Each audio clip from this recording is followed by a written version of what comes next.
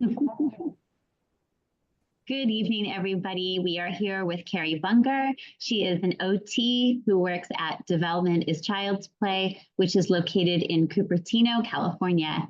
She has been working with our family for over a year, and she has a family member who is visually impaired. And so we were really excited to learn about that because we found it's a little hard to find an OT who also understands some of the VI pieces of the equation. So Kerry, thank you so much for being here. And if you want to mention a little bit about your background and education and add to what I've said, please feel free. Awesome. Thank you, guys. Am I echoing? A little bit. A little bit. Let me turn the volume down. Thank you guys so much for inviting me to this.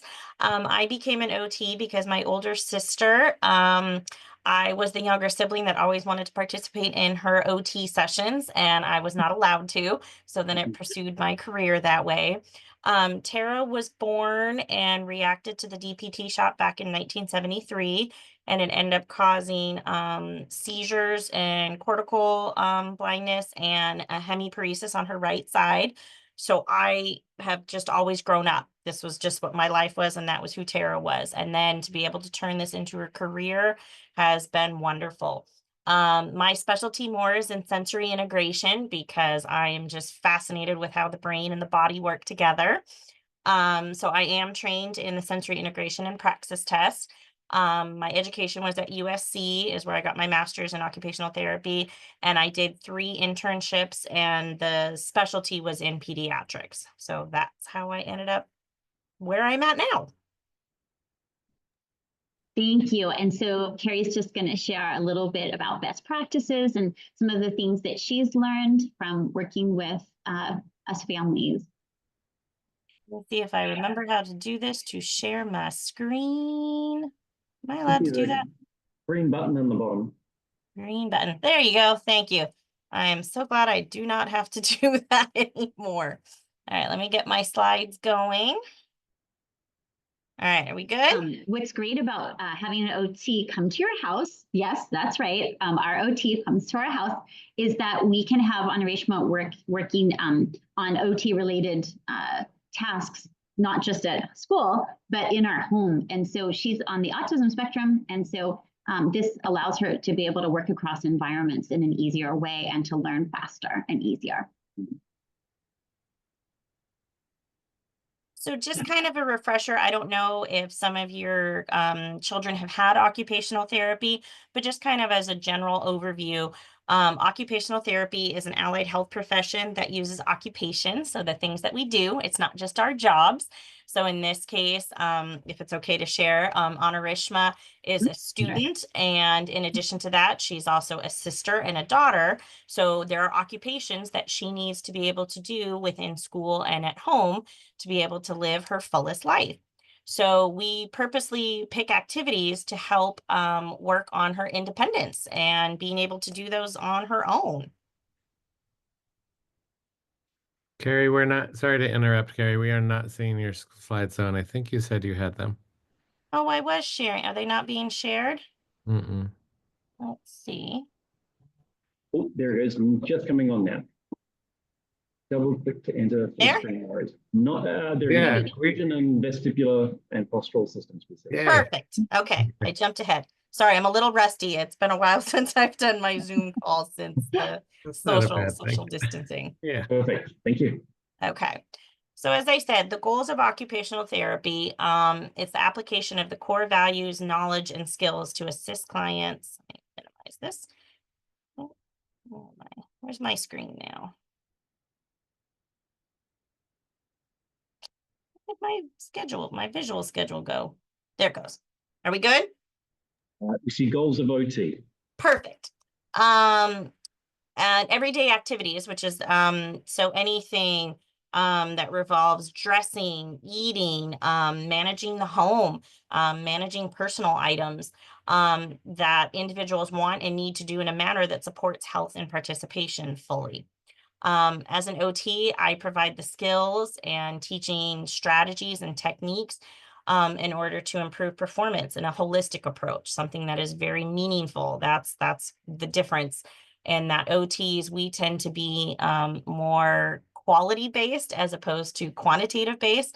Yes, numbers are important, but what matters more to me is what my clients find is important to them. So that's the fundamental concept, is that it's interesting and motivating, because who wants to do just boring exercises? Right. OT is not visual therapy, and it is not physical therapy, and we do not diagnose, and we don't consider low vision or visual deficits without its relationship to how it impacts the activities of daily living. Physical therapy and visual therapy are very important, and we work collaboratively as a team and with the families and physicians. We are very client-centered. That is our holistic approach.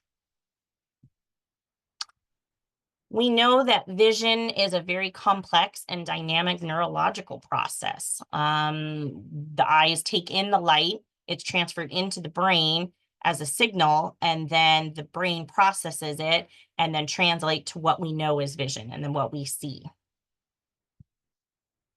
But I think something that is so fascinating with my sensory integration background is how the visual system is closely linked to our vestibular system. And okay, Kerry, what does that mean?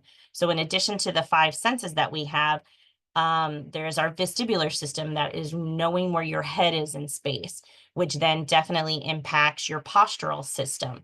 So you need to know where your head is in upright so that you can be able to navigate walking through a door. You need to be able to know where your body is in space to be able to get in and out of the car, to then be able to put your seatbelt on. So the vestibular system and the visual system are so tied together.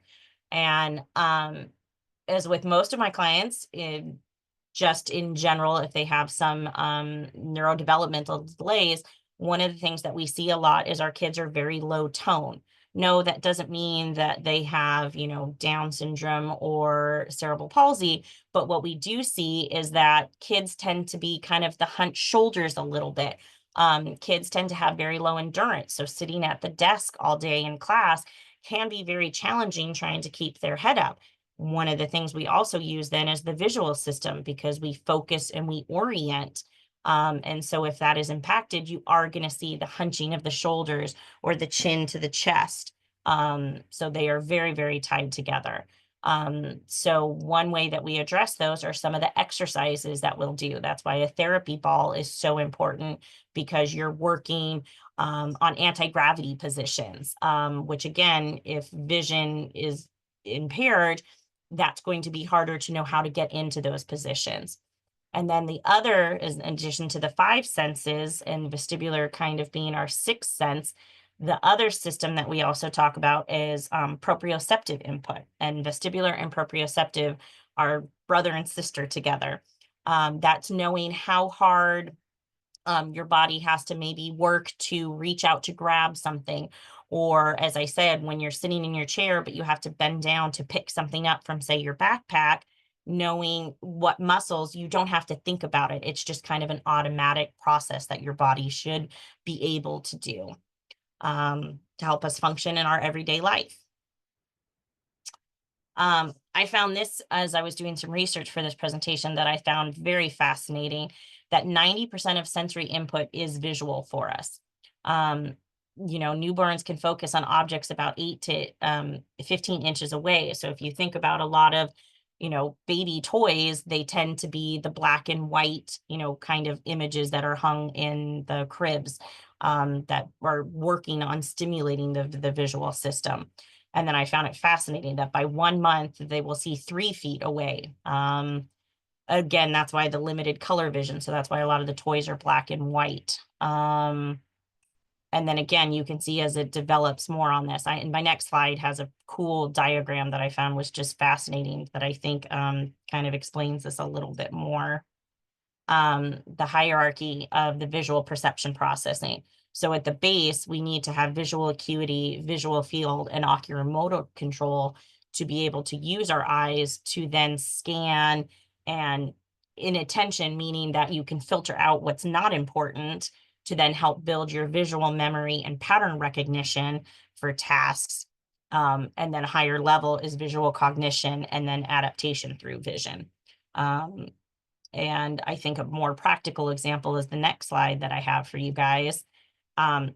These are so important, you know, being able to distinguish small from large. So if you're asking, you know, can you please, you know, I need the cup that we're going to have for, you know, breakfast. You know, you're not going to grab a big old, you know, water goblet, and it would be like a coffee mug. Helping the contrast, which I think is definitely something of strategies that we use for our low vision children. Repetition, seeing the sequencing and being able to make patterns out. Contrasting colors, alignment of pieces, you know, so again, my focus is pediatrics, and so definitely puzzles, but pattern recognition is important for anything, and how you put silverware into a drawer, right? So yeah, I just found these images and I thought that they would be appropriate for our talk a little bit. But I think the most important thing that we want to talk about tonight is how we can include our children if they have low vision or no vision in everyday tasks, you know, because they're a part of the family, they're jobs and tasks that they can help us with. So in the kitchen, right, everybody helps participate in there. So is it a way that they can have an ADL to help set the dinner table at night? Maybe it's being able to put the plate in a designated area using tactile cues from the table mat, or sometimes even if there's boundaries of where the table, the plates need to go, and silverware. Can they help go over to the sink and help do with the dishes and having the sequencing, you know, and helping work on that left-right laterality of being able to place those dishes in the drying rack or dishwasher, whatever, you know, the family is. Bedroom tasks, you know, we want them to be able to be doing things independently for themselves. So helping to build kind of that autonomy. Is there a way to designate where clothing for the next day is going to be, so that it's put there every night the night before, so that in the morning, it's not the scramble to get dressed in the morning. Hanging up the robe, because we don't want our friends tripping over, you know, items in their bedroom. Ahem, teenagers. And again, also the shoes, knowing to be able how they can easily access that. One of the tasks, and Lisa and Gordon, I hope it's okay to share that with Honorishma, one of the tasks that we've been working on is being able to hang the towel, you know, because the children are going to have future roommates and different things, and we don't want them to be slobs, and to be accountable for being able to, you know, pick up their items when they're done, and wiping down the sink after toothpaste, because that's not fun to accidentally touch. That's for some of our friends who have tactile defensiveness, that is one of the most goosebump tingly feelings ever. And again, we're trying to teach our clients to be as independent as possible, and how they can help in the family any, you know, on everyday tasks that they need to do. So in summary, that was kind of what I wanted to share, but I'm happy to take any questions. I kind of had a very broad approach to this because like I said, OT specialize in making it personal for each client. So that's what's important to the client or to the family, is what is most important and should be the focus. I have a question. Sure. Yeah, so